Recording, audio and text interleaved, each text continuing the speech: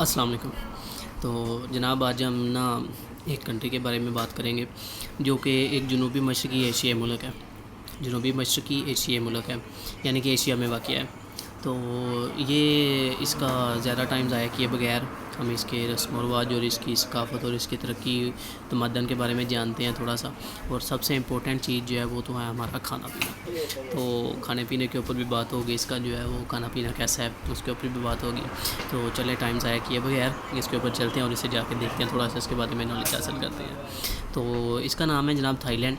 جسے سرکاری طور پر تھائی لینڈ کی بادشاہی کہا جاتا ہے، جو کہ ایک جنوبی مشرقی ایشیائی ملک ہے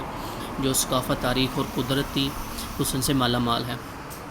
یعنی کہ یہ تقریباً پانی کے ساتھ اس کا کافی زیادہ رقبہ لگتا ہے نا، اس لیے وجہ سے یہ کافی زیادہ اس حوالے سے مشہور ہے۔ تو اس کی سرحدیں جو ہیں وہ اگر اس کے بارے میں بات کی جائے تو یعنی کہ یہ کن کن کنٹریز سے اپنا بارڈر شیئر کرتا ہے یا کون کون سی کنٹریز کے نزدیک ہے، تو اس کے بارے میں تھوڑی سی بات کی جائے تو اس کی سرحدیں جو ہیں وہ شمال اور مغرب میں میانمار سے، اور شمال مشرق میں جو ہے وہ لاواس، اور جنوب مشرق میں کمبوڈیا، اور جنوب میں جو ہے وہ ملیشیا سے ملتی ہیں جا کے۔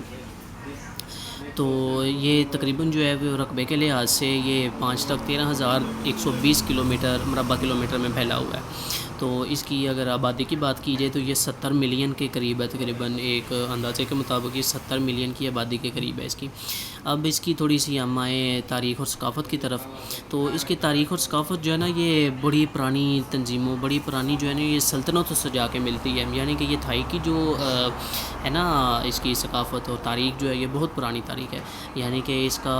عام اندازہ ایک لگاتے ہیں تو وہ کہتے ہیں کہ جناب 13ویں صدی تک، یعنی کہ 2020 ابھی چل رہی ہے، تو یہ 13ویں صدی تک اس کی جو ہے وہ جاتی ہے تاریخ جو ہے۔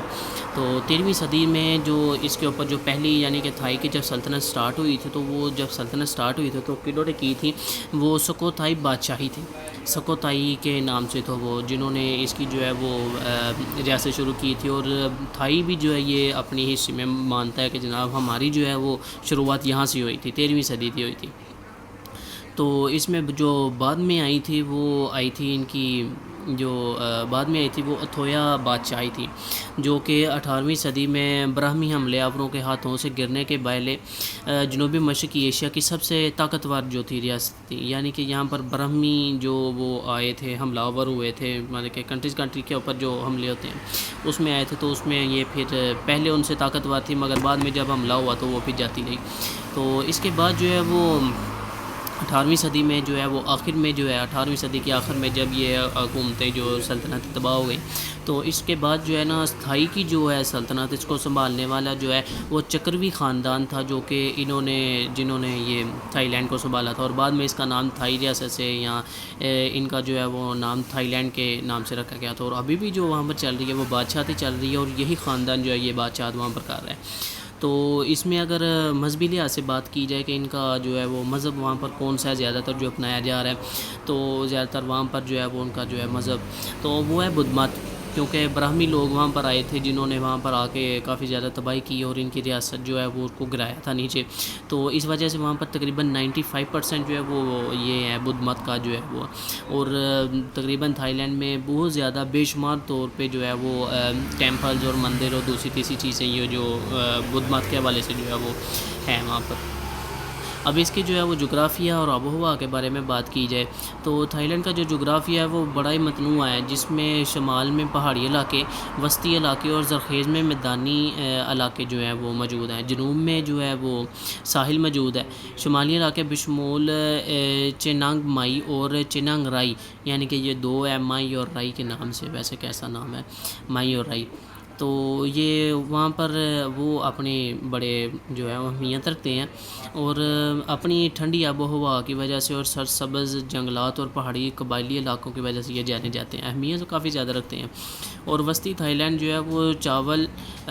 چاوا فرایا دریا تاس کا گھر، مطلب کہ ملکہ زرخیزی کا مرکز ہے، جہاں پر چاول، پھل اور سبزیاں پیدا کی جاتی ہیں۔ اور اگر ہم اس کی جو ہے وہ تھوڑا سا موسموں کے حوالے سے تھوڑا سا جانیں کہ یہاں پر کون کون سے سیزن میں کون کون سے مہینے میں کون کون سا موسم رہتا ہے، تو وہ موسم ایسے ہے کہ موسم گرما جو ہے وہ مارچ سے جون تک ہے، اور برسات کا موسم جو ہے وہ جولائی سے اکتوبر تک ہے، اور آب و ہوا جو ہے وہ ٹھنڈا موسم جو ہے جسے موسم سرما ہم کہتے ہیں، وہ جو ہے وہ نومبر سے فروری تک رہتا ہے۔ اور جو مونسون کا جو مسلسل بارشوں والا ہے، وہ مونسون کا خاص طور پر جو ہے وہ جنوبی اور ساحلی علاقوں میں پایا جاتا ہے، یعنی کہ سمندر والے علاقوں میں زیادہ تر بارش ہوتی ہے۔ تو اس کا جناب آگے جو ہے وہ بڑھتے ہیں، تو آگے انشاءاللہ میں